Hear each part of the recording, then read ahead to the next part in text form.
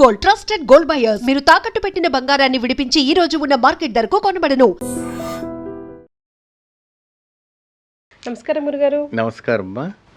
గురుగారు, మళ్ళీ ఈ మధ్యకాలంలో చాలా మందికి చికెన్ పాక్స్ వస్తుందండి. అవును. పెద్దవాళ్ళకి కూడా వచ్చేస్తుంది. ఇదివరకైతే చిన్న పిల్లలకే వచ్చేది. ముఖ్యంగా సభ స్టార్ట్ అయిందంటే అసలు చాలా ఇయర్స్ అయిపోయింది. ఎప్పుడో నా చిన్నప్పుడు వినేవాళ్ళం, అవును. కానీ ఇప్పుడు మళ్ళీ విరివిగా వినిపిస్తూ ఉంది. అవునండి. సో ఇలా ఎందుకు వస్తుంది? ఒకవేళ ఇలాంటి వచ్చి విరివిగా ఊరికే కంటిన్యూస్గా వస్తూ ఇబ్బంది పడుతున్న వాళ్ళకి ఏదైనా ఆలయ సందర్శన ఉందా మన భారతదేశంలో? తప్పకుండా వద్దమ్మా. మనకి ముందుగా శ్రీ మహాగణపతి దేవతభ్యో నమః. చూసేవంటి వీక్షకులకు నమస్కారం. అందరు కూడా మంచి జరగాలి. ముఖ్యంగా మనకి అరుదైన వంటి పుణ్యక్షేత్రం చికెన్ పాక్స్ అంటే ఏంటంటే అమ్మవారు పోటు అంటారు. అమ్మవారు వచ్చింది అంటారు. దానికి అమ్మవారికి ఏంటంటే చక్కగా కింద వేపాకు వేసి వాళ్ళకి వేపాకు మీద పడుకోబెట్టి ఏమంటే పైన వేపాకు అంతా కూడా కప్పి చేసి ప్రతిరోజు కూడా వేపాకుతోని గాలి ఊపుతూ అన్నీ చేస్తూ ఉంటారు, పొగ వేస్తుంటారు. ఇల్లు అంతా కూడా పరిశుభ్రం చేస్తుంటారు. సాక్షాత్గా ఆ మారి అమ్మని వచ్చినట్టుగా చేస్తారు. చాలా నియమనిష్టలతో ఉంటారు. చాలా నియమంగా ఉండాలి. చుట్టుపక్కల ఉన్న వాళ్ళు కూడా వచ్చిన వాళ్ళకైనా కూడా వచ్చిన వాళ్ళు కూడా కాళ్ళు కడుక్కొని రావాలి. వాళ్ళు ఎటువంటి మాంస పదార్థాలు స్వీకరించకుండా రావాలి. తల స్నానం చేసుకునే రావాలి. ఎందుకంటే అమ్మాయికి మన అబ్బాయి కానీ ఎవరికైనా వచ్చిందంటే వాళ్ళకి నొప్పులు ఎక్కువ స్టార్ట్ అవుతాయి. ఎవరైనా అలాగా రాంగ్గా వచ్చినా దానికి ధూపదీప అంటే మద్యపానీయాలు అటువంటివి ఏం స్వీకరించకుండా ఎప్పుడు కూడా ఆ ఇల్లు పొగ వేస్తూ సాంబ్రాన్ని వేస్తూ అది చూస్తుండాలి. అది ఇమ్మీడియట్గా తగ్గాలి. అది ఆ శక్తిని పోవాలంటే తిరుచినాపల్లిలో మనకు శ్రీరంగనాథుడు ఉన్నాడు కదా తిరుచిలో, వాళ్ళ చెల్లెలైనటువంటి సమయపుర మారియమ్మ క్షేత్రం ఉంది. ఆ సమయపుర మారియమ్మ క్షేత్రము కావేరి దగ్గర నుంచి మనకు లేదని ఒక 12 కిలోమీటర్లో ఉంటుంది. ఆ సమయపుర మారియమ్మ క్షేత్రము ఏంటంటే ఆవిడ గారు ఒక 9 రకాలమైనటువంటి నవపాసముతో తయారు చేసినటువంటి ఒక మట్టి విగ్రహం దాదాపు ఒక 12 అడుగులో ఉంటుంది. ఒక అష్టభుజాలతో మనకు కనపడుతూ ఉంటుంది.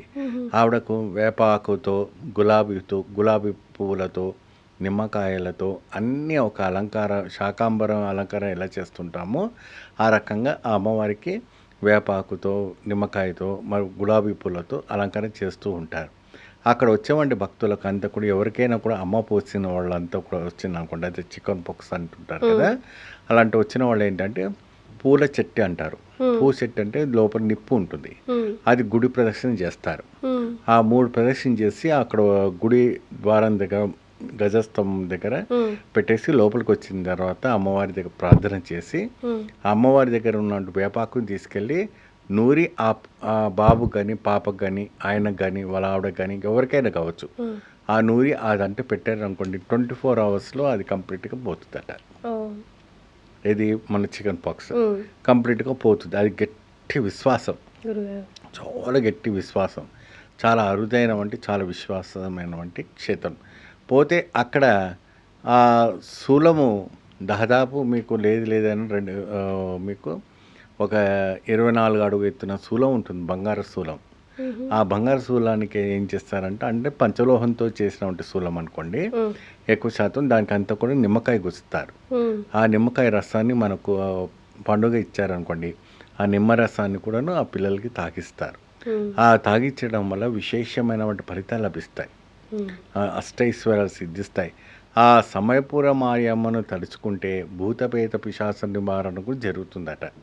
అక్కడ వచ్చి పూనకాలు ఆడుతారు. అక్కడ పూనకాలు ఎలా మొత్తం వెంట్రుకలు విరబోసుకొని ఇంకా అమ్మవారు ఒంటిపైన వచ్చి ఆ బగ మండే వంటి ఆ ప్రాంగణం సమయం మెడ్రాస్ అంటే ఎలా ఉంటుందంటే మొత్తం బాగా వేడి. ఇప్పుడు జాతర సీజన్ స్టార్ట్ అయిపోయింది. 3 months ఫుల్.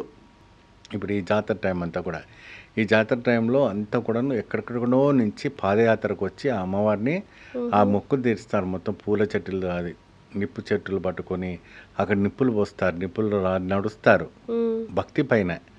ఆవిడ పైన అంత భక్తి జరుగుతుంది. పెద్ద పెద్ద నిప్పులు పెట్టి చల్లార్చిన తర్వాత దానిపైన అమ్మవారు ఓం శక్తి పరాశక్తి అని చెప్పుకుంటూ నడుస్తూ ఉంటారు. ఆ అపురూపమైనటువంటి చూడ్డానికి రెండు కళ్ళు సరిపోవు మనకి. అంతటి మహోత్కరమైనటువంటి పుణ్యక్షేత్రము ఆ సమయపురం మారియమ్మ క్షేత్రం.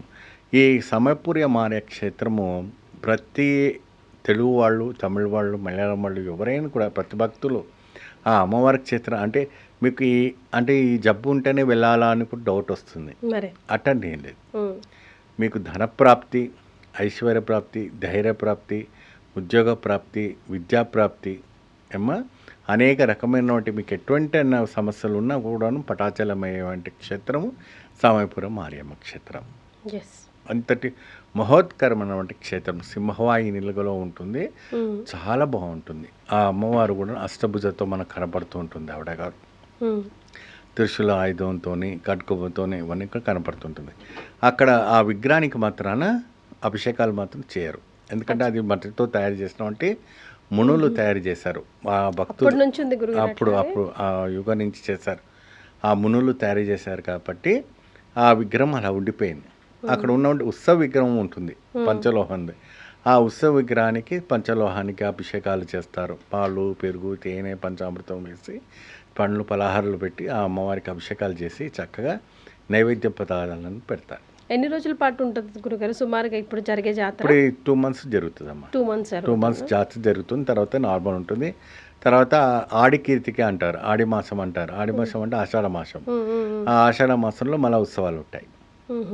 అన్ని తమిళనాడులో కంప్లీట్గా ఉత్సవాలు ఉంటాయి. ఇప్పుడు మాసం అంతా అంతే ఉత్సవాలు ఉంటాయి కదా. ఇప్పుడు పంగిణి ఉత్తర మాసం కాబట్టి పంగిణి ఉత్తర మాసాలు అన్ని కూడా ఇప్పుడు మదురైలో కూడా ఉత్సవాలు నడుస్తున్నాయి. మదురై మీనాక్షి కూడా ఉత్సవాలు నడుస్తున్నాయి. అక్కడ అలగారి పెరుమాళని కూడా ఉంటారు.